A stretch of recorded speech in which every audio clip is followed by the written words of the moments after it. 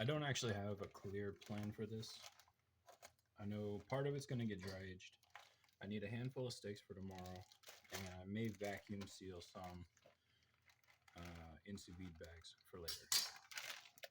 So I'm gonna cut it up, get it ready to dry age, and I'll be hopefully remembering to take pictures of it and monitoring the dry aging over the next 45 days, maybe only a month. But my last one, the aging was 3 days behind at the 30-day mark. So I'm going to attempt to keep it a little more moist in my cooler, and hopefully that helps it.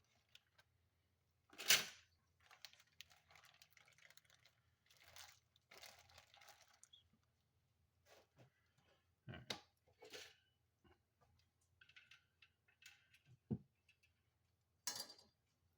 Usually don't wear cut gloves at home.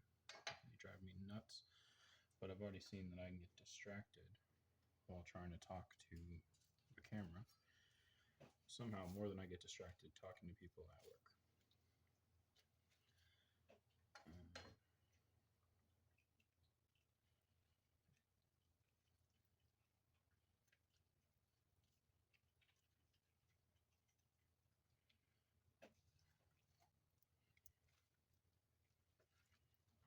So this is the chuck end. Clean that up.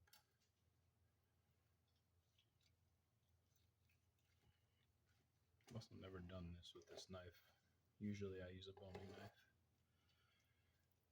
That goes there. Cut off about half to go to the aging.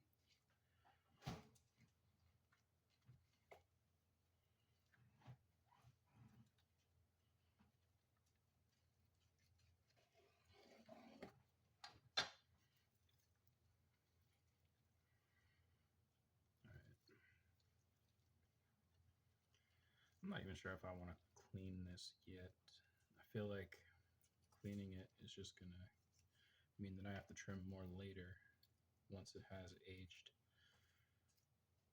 But I think I'll take these off of here because there's going to be inconsistent chunks of meat. And since I'm about to hand mince the scrap for this to make burgers, maybe it'll make sure I get enough to have a couple decent burgers.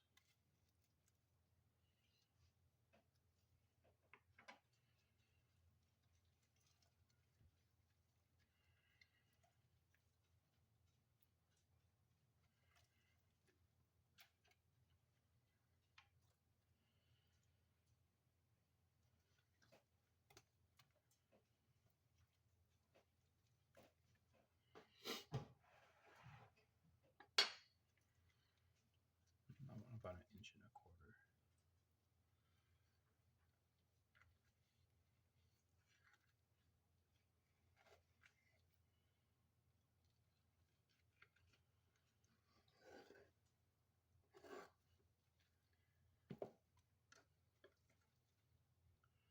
I find that 1.25 inches to 1.5 inches steaks are perfect for me. It's not a unique idea to me. I heard that somewhere, and it became my go-to. So the way that I cook my steaks, that's the all right. Next time I'm using a boning knife, the way that I cook my steaks means that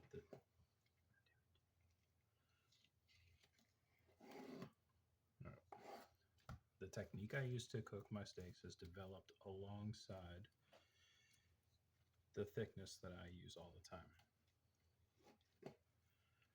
Changing the thickness of a steak changes the way that I have to go about cooking it, which isn't necessarily a bad thing. I do know how to adjust, and I tend to do a decent job freestyling my cooking methods, but it's not always ideal. I could make another steak out of that, but I want burgers.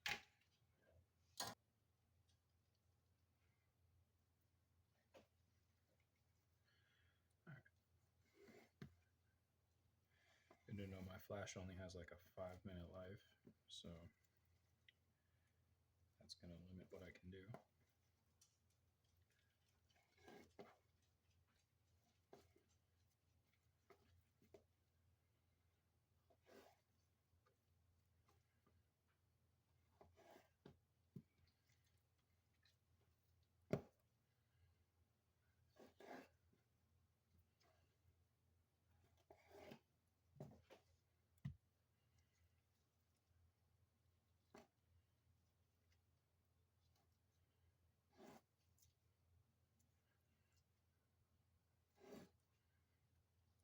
It's funny, this knife is unquestionably sharper than my boning knife, which is why I went with this and not the boning knife. But the shape is so different that it actually feels awkward to me to do this.